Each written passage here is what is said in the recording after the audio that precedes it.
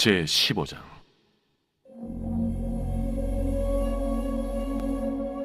또 하늘에 크고 이상한 다른 이적을 보매 일곱 천사가 일곱 재앙을 가졌으니 곧 마지막 재앙이라. 하나님의 진노가 이것으로 마치리로다. 또 내가 보니 불이 섞인 유리바다 같은 것이 있고 짐승과 그의 우상과 그의 이름의 수를 이기고 벗어난 자들이 유리바닷가에 서서 하나님의 검은고를 가지고 하나님의 종 모세의 노래 어린 양의 노래를 불러 이르되, 주 하나님 곧 전능하신 이시여, 하시는 일이 크고 놀라우시도다. 만국의 왕이시여, 주의 길이 의롭고 참되시도다. 주여, 누가 주의 이름을 두려워하지 아니하며 영화롭게 하지 아니하오리까? 오직 주만 거룩하시니이다. 주의 의로우신 일이 나타났음에 만국이 와서 주께 경배하리이다. 또 이 일 후에 내가 보니 하늘의 증거 장막의 성전이 열리며 일곱 재앙을 가진 일곱 천사가 성전으로부터 나와 맑고 빛난 세마 보옷을 입고 가슴에 금띠를 띠고 내 생물 중 하나가 영원토록 살아계신 하나님의 진노를 가득히 담은 금 대접 일곱을 그 일곱 천사들에게 주니, 하나님의 영광과 능력으로 말미암아 성전에 연기가 가득 차매 일곱 천사의 일곱 재앙이 마치기까지는 성전에 능히 들어갈 자가 없더라.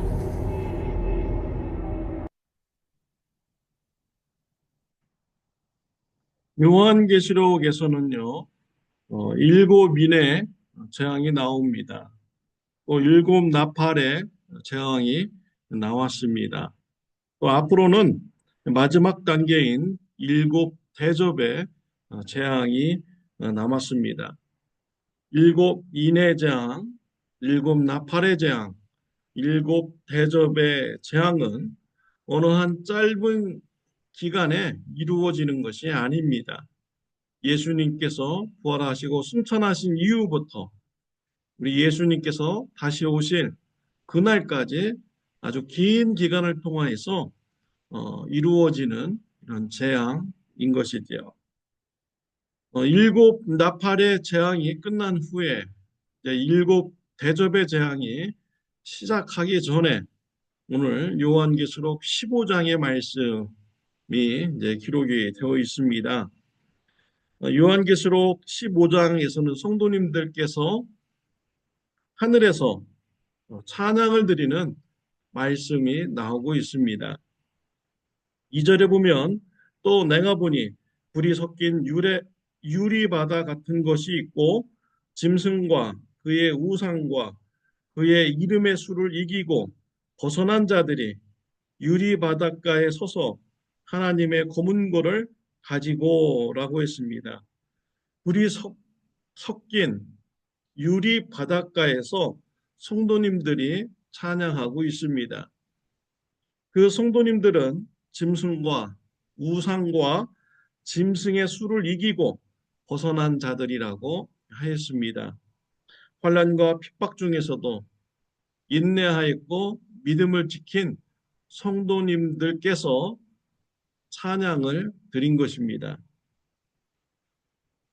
그 성도님들이 어떤 찬양을 불렀는지 3절에 나오고 있습니다. 하나님의 종 모세의 노래, 어린 양의 노래를 불러 이르되 라고 했습니다. 성도님들이 모세의 노래를 이제 불렀습니다. 모세의 노래는 출애굽기 15장에 나옵니다. 이스라엘 백성들이 애굽에서 해방되었습니다. 앞으로 가다 보니까 홍해 바다가 길을 막았습니다. 뒤를 쳐다보니 애굽 왕과 군사들이 따라오고 있었습니다. 하나님께서 기적을 일으키셨습니다. 홍해 바다를 갈라주셨습니다. 이스라엘 백성들이 홍해 바다를 건너갔습니다. 애굽의 왕과 병사들도 홍해 바다를 건너려고 들어왔습니다. 하나님께서 홍해 바다로 덮으셨습니다. 애국 왕과 병사들을 심판하셨습니다. 모세와 이스라엘 백성들은 홍해 바닷가에서 하나님을 찬양하였습니다. 모세가 하나님을 찬양하였습니다. 모세의 찬양이 출애굽기 15장에 기록되어 있습니다. 15장 2절에 보면 대표적인 그런 찬양의 가사가 나옵니다. 여호와는 나의 힘이요 노래시며 구원이시로다. 그는 나의 하나님이시니 내가 그를 찬송할 것이요 내 아버지의 하나님이시니 내가 그를 높이리로다. 모세는 신났습니다. 기뻤습니다.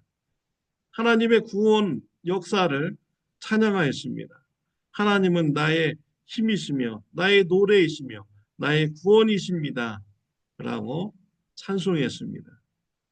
하나님의 구원의 역사를 승리자로서 찬송을 드린 것이죠. 모세가 홍해 바닷가 옆에서 구원을 주신 하나님을 찬송한 것입니다. 이 찬송을 성도님들이 유리바닷가에서 모세의 노래를 통해서 하나님을 찬송 드린 것입니다. 모세의 노래로 하나님을 찬송한 후에 어린 양의 노래로 또 하나님을 찬송 드립니다. 어린 양의 노래는요, 요한계시록 5장 9절부터 10절에 기록되어 있습니다. 그들이 새 노래를 불러 이르되 두루마리를 가지시고 그 인봉을 떼기에 합당하시도다.